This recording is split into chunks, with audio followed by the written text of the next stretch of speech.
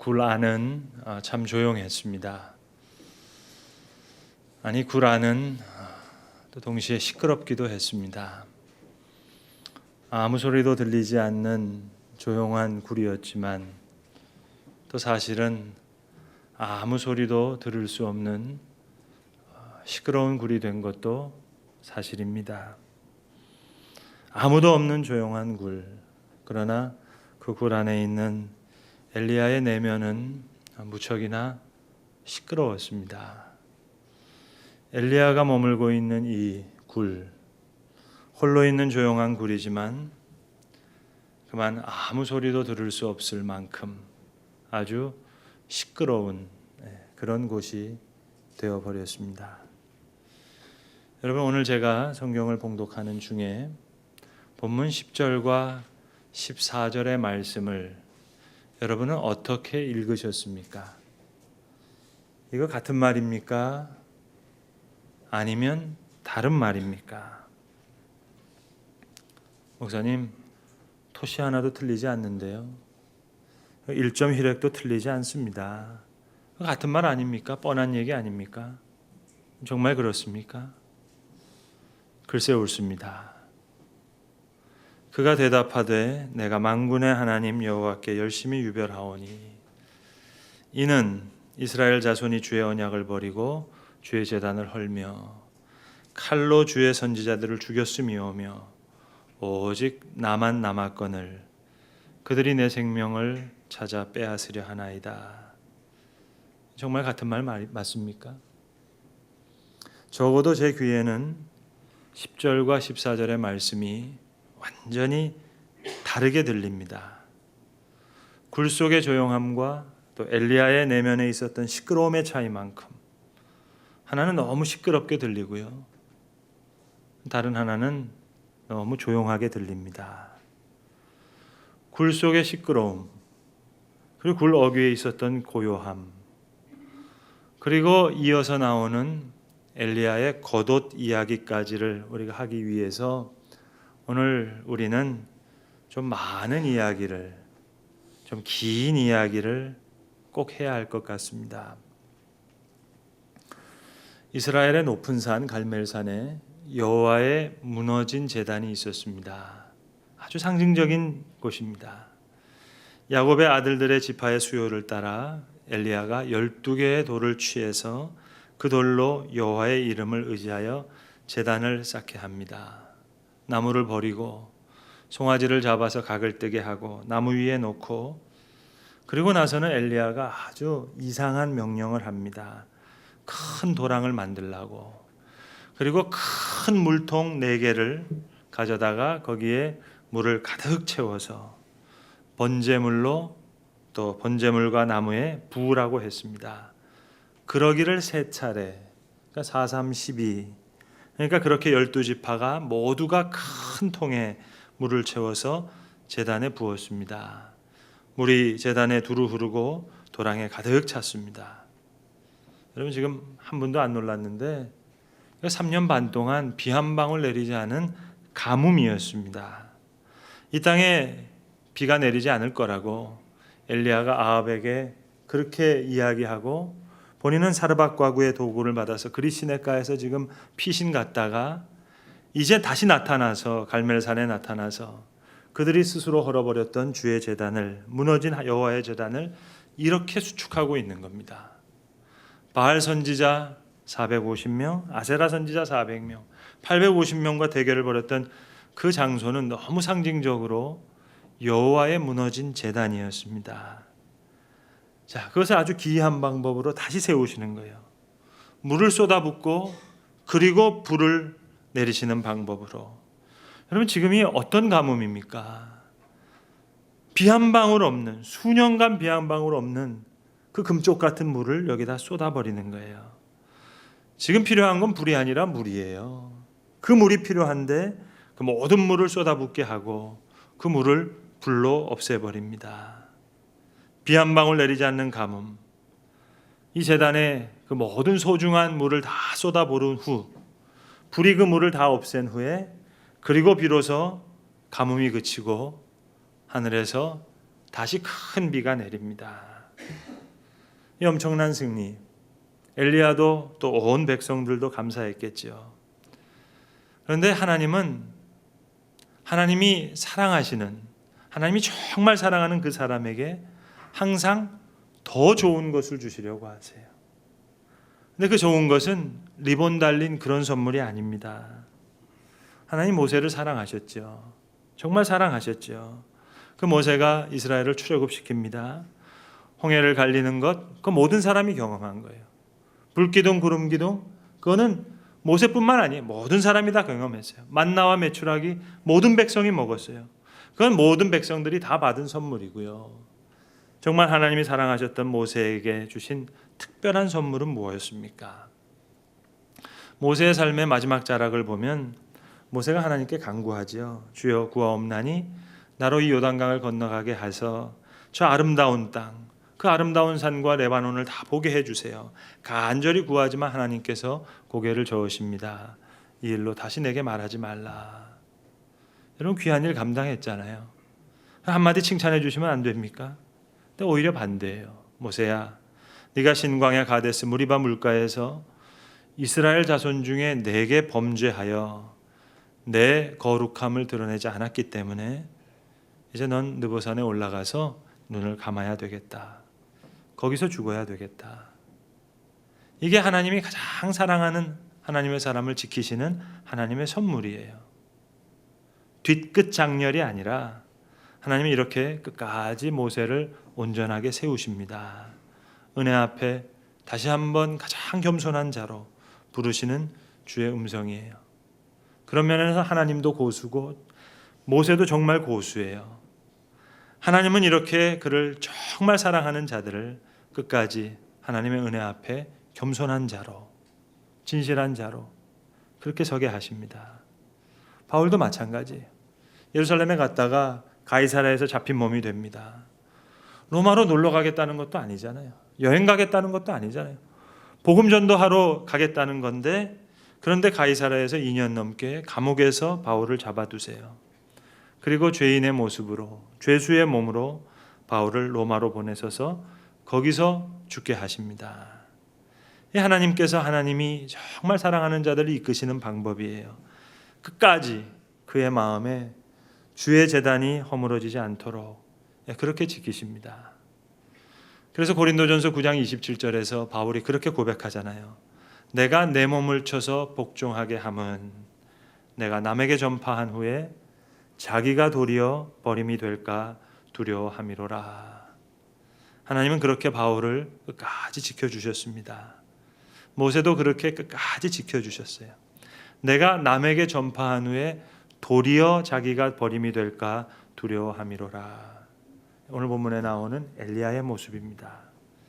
우리가 겪는 성공과 실패, 그것과 우리 내면의 영성의 이야기는 별개의 이야기입니다. 갈멜산에서의 이 승리의 경험, 성공의 경험을 하고 나서 엘리야의 내면 속에는 하나의 전제가 생겼어요. 그림이 생겼어요. 이렇게 되면 일이 이렇게 돼야 되는 거예요. 그런데 웬걸요? 정반대로 이루어졌어요. 이세벨이 나타나서 엘리야를 죽이려고 해요. 전혀 예상과 달라졌어요. 그래서 지금 멀리 광야로 도망왔습니다. 그리고 하룻길을 더 들어가서 로뎀나무에 앉아서 죽기를 간정까지 하게 됩니다. 로뎀나무라는 것은 쌀이나무입니다. 쌀이나무. 그들을 제공할 수 없는 빗자루 같은 나무. 그래서 로뎀이라는 말을 직역하면 빗자루라는 얘기예요. 쌀이 빗자루 같은 거예요. 그러니까 쉼을 줄 수도 없고 그늘도 제공할 수 없는, 그게 로뎀나무입니다. 이 교회들마다 카페 이름을 로뎀나무 그러는데요. 사실 로뎀이라는 말은 그늘도 제공할 수 없고 쉼도 제공할 수 없는 시궁창 같은, 걸레 같은, 빗자루 같은 그런 나무라는 뜻이에요. 아무튼 거기서 엘리야가 음식을 좀 다시 먹고 오늘 호렙산으로 가서 호렙산에 있는 이름 모를 굴 속에 숨어 들어와 있습니다. 조용한 굴이에요. 아무도 없어요.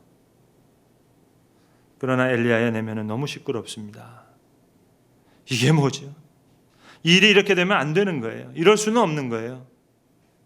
이 시끄러운 엘리야의 내면을 여호와께서 다시 세우십니다. 소중히 여겼던 물을 붓게 하시고 불을 내려서 태운 다음에 정말 필요했던 비를 다시 내리시듯이 여호와께서 자, 너는 나가서 여호와 앞에 다시 서라. 그리고는 엘리야가 마음에 두었을 범직한 그런 매력적인 생각을 다 내려놓게 하세요. 크고 강한 바람으로 산을 가르고 바위를 부수셨습니다. 엘리야, 너 원하는 거 이런 거였니? 그리고 나서 바람 후에 또 큰 지진이 있었어요. 엘리야, 너 이런 거 생각했니? 거기에도 여호와는 계시지 않았어요. 또 지진 후에 큰 불이 있었어요. 그 불 가운데도 계시지 않았어요.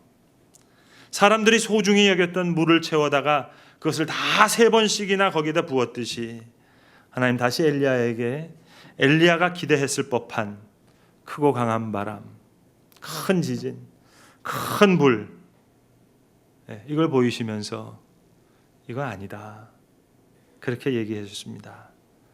그리고 세미한 음성, 전혀 다른 차원의 불이 임했던 것처럼 전혀 다른 세미한 음성이에요. 전 신학교 다닐 때 이 세미한 소리가 과연 어떤 소리일까? 그래서 페이퍼를 한번 써봤습니다. 도대체 이 소리가 뭘까? 뭐라고 하나님 말씀하셨을까? 그게 너무너무 궁금해가지고요. 연구해서 페이퍼를 썼어요. 이게 무슨 소리일까? 여러분, 중요한 것은 그게 무슨 소리일까? 그게 중요한 게 아니고요. 엘리야의 마음이 조용해진 거예요. 세미한 소리를 들을 수 있을 만큼. 굴 속에서는 너무 시끄러웠어요. 네가 어찌하여 여기 있느냐 하니까 내가 열심히 유별해서 저들이 주의 제단을 얹고 오직 나만. 그러니까 여호와께서 엘리야는 나가서 저 산 앞에 다시 서라. 여호와 앞에 서라. 이제 조용해졌어요. 이제 시끄럽지가 않아요. 겉옷으로 얼굴을 가리고 굴 어귀에 섰습니다. 굴 속에서는 조용한 것 같지만 사실은 너무 시끄러웠어요. 근데 지금은 오히려 반대예요. 큰 지진이 있었어요. 큰 불이 있었어요. 크고 강한 바람이 산을 가르고 바위를 부쉈어요. 큰 소리가 난 것 같아요. 그러나 엘리야의 내면은 이때 조용해졌어요. 얼만큼? 세미한 음성을 들을 수 있을 만큼. 그리고 겉옷으로 얼굴을 싸고 여호와 앞에 서서 이렇게 있는 겁니다. 여호와께서 엘리야에게 어찌하여 네가 여기 있느냐? 이때 엘리야가 대답하는데 얘는 아주 조용히 대답하는 거예요. 하나님, 내가 만군의 하나님 여호와께 열심히 유별했습니다. 이스라엘 자손들이 주의 언약을 버리고 주의 제단을 헐며 칼로 주의 선지자들 죽였습니다. 제 생각에 저만 이렇게 남았고 저들이 내 생명을 찾아서 지금 빼앗으려고 하고 있습니다. 그때 하나님께서 엘리야를 품에 안으시면서 말씀하시는 겁니다. 엘리야야, 너 수고 많았다. 힘들었지. 그런데 잘 들어봐라. 내가 가지고 있는 계획이 있거든. 내가 준비해 놓은 게 있거든. 그 사실 얘기해 주고 싶었는데 굴 속에서 네가 너무 시끄러워가지고 날 죽여주세요. 이게 뭡니까? 아합이 어떻고 이세벨이 어떻고 하도 시끄러워서 내가 너 말해줄 수가 없었다. 엘리야가 겉옷으로 얼굴을 가리고 자, 너 나가서 여호와 앞에 서라. 그러니까 그 얘기를 듣고 조용히 서 있는 거예요. 얼굴을 가리고. 하나님께서 비로소 말씀해 주십니다. 아니, 이제야 하나님의 음성을 들을 수 있는 준비가 된 거죠. 조용해졌으니까 들리는 겁니다. 하사엘도 내가 준비해 놨고 예후도 준비해 놨고 그리고 엘리사도 다 준비해 놨다. 엘리야야, 너는 내 길을 돌이켜서 광야를 통해 다메섹으로 가서 거기서 하사엘을 만나거든 그에게 기름을 부어서 아람의 왕을 삼게 하고 그리고 예후를 만나거든 예후에게 기름을 부어서 이스라엘의 왕으로 삼고 또 엘리사를 찾아 만나거든 엘리사의 기름을 부어서 너를 대신해서 선지자가 되게 하라. 하사엘의 칼을 피하는 자를 예후가 죽일 것이고 예후의 칼을 피하는 자를 엘리사가 죽이리라. 엘리야가 갈멜산에서 무너졌던 여호와의 저는 잘 수축했는데 그의 내면의 제단이 이렇게 무너졌어요. 그러니까 하나님 얘기하시는 거예요. 너 이스라엘 백성들을 위해서는 제단을 잘 수축하더니 그만 너의 제단이, 마음의 제단이, 심령의 제단이 이렇게 무너졌구나. 다시 세워주시는 거예요. 어디서요? 그 굴 어귀에서. 겉옷으로 얼굴을 가리고 나가서 있는 그 겉옷 위에 이제 하나님의 은총의 능력이 임합니다. 마치 모세의 지팡이처럼, 아론의 쌍난 지팡이처럼. 그 마음속에 주의 제단이 다시 세워지니까 이제 거칠 것이 없어요. 말이 필요 없어요. 엘리야가 나가서 사밧의 아들 엘리사를 만납니다. 그때 성경을 자세히 보시면 엘리야가 하는 말이 없어요. 내가 너를 후계자로 삼겠다, 기름을 붓겠다, 내가 이렇게 할 테니 너는 이렇게 하라, 그런 말이 전혀 없어요. 겉옷 하나 던졌어요. 그것뿐이에요. 그랬더니 엘리사가 12결의의 소를 앞세우고 밭을 갈다가 엘리야 앞에 나와서 무릎을 꿇습니다. 내가 당신을 수종 들겠다고, 따르겠다고. 겉옷밖에 던진 것 없어요. 20절에 보시면 엘리야가 이렇게 얘기합니다. What did I do? 내가 너한테 한 게 뭐냐? 그냥 와서 무릎을 꿇어요. 하나님께 다시 낳게 하셨던 새로운 열매, 겉옷에 임한 은혜입니다.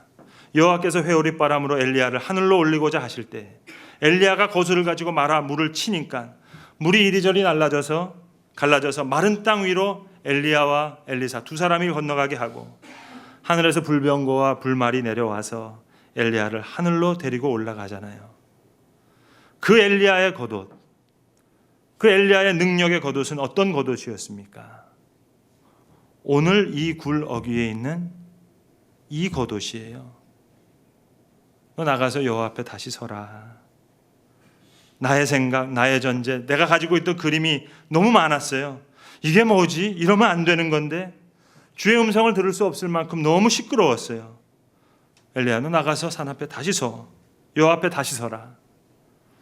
비로소 굴 앞에 나와서, 굴 속에서 나와서 굴 어귀에 다시 섰을 때 그의 심령에 무너진 제단이 다시 세워집니다.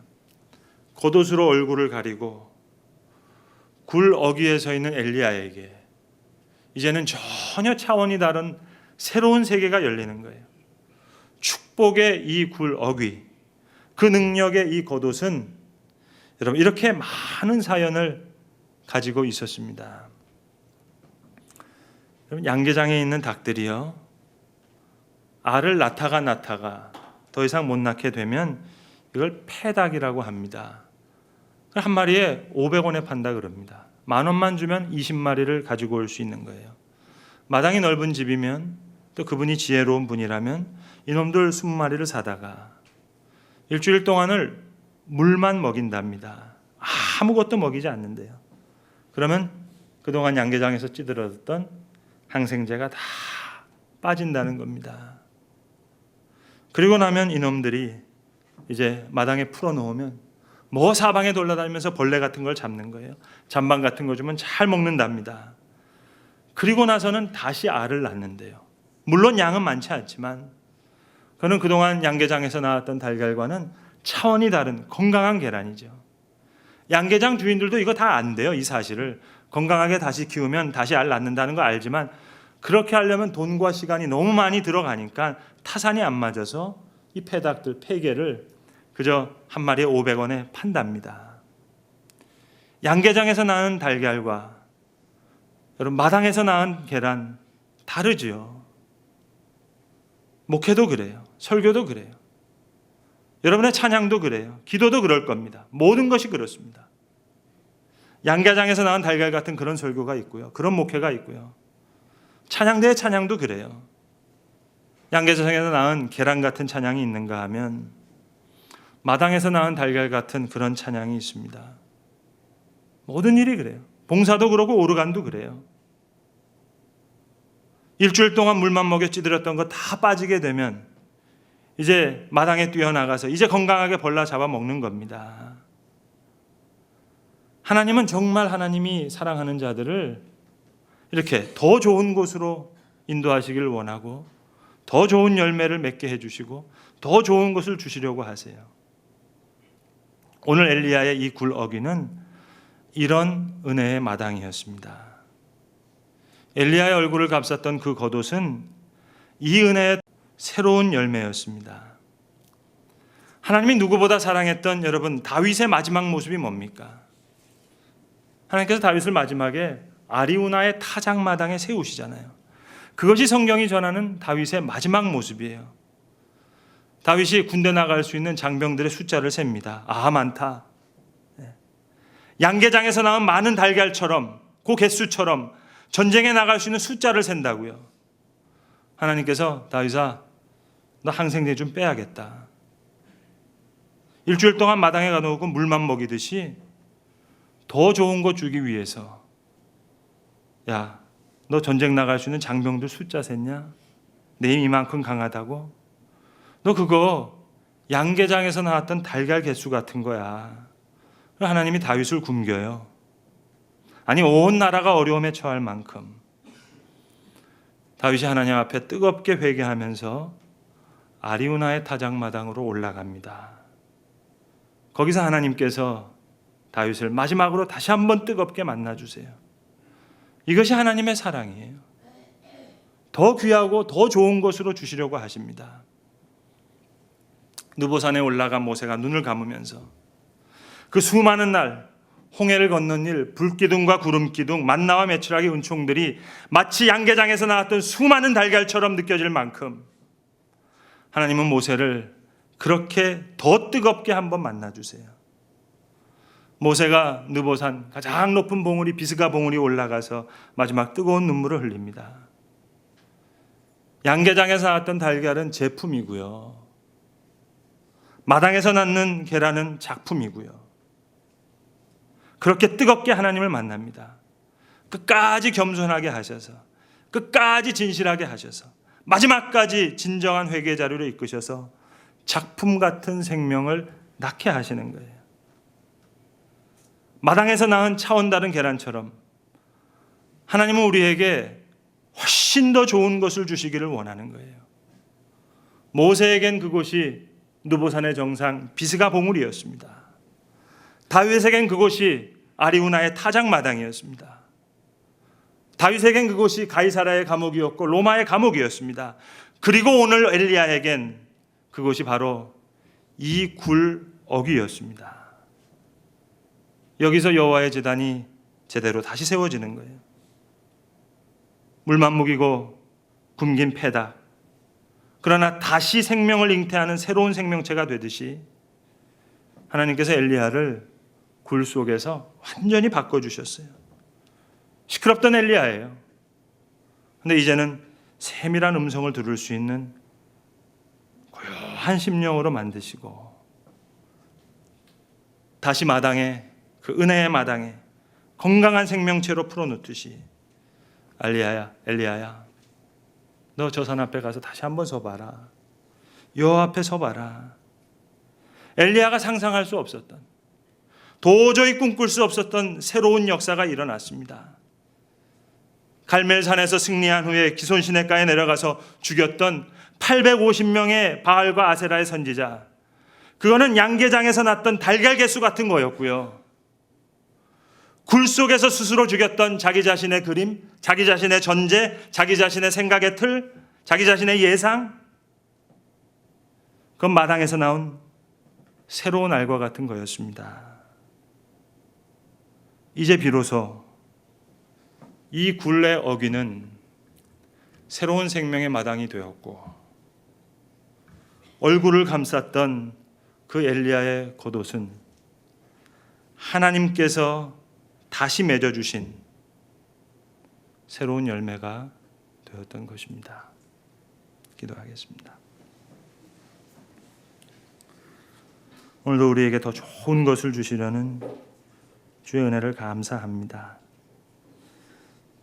엘리야가 섰던 그 굴 어귀처럼 우리에게도 주님 새로운 생명 마당으로 우리를 이끌어 주시옵소서.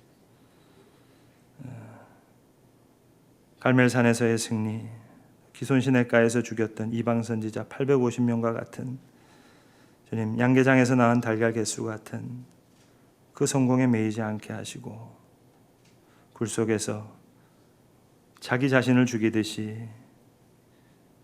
모든 것을 버렸던 그 귀하고 복된 엘리야에게 그러하셨듯이 굴 속에서 경험한 엘리야의 자신의 죽음과 같은 자기 전제, 자기 그림, 자기 생각 다 우리도 버리게 하여 주시옵소서.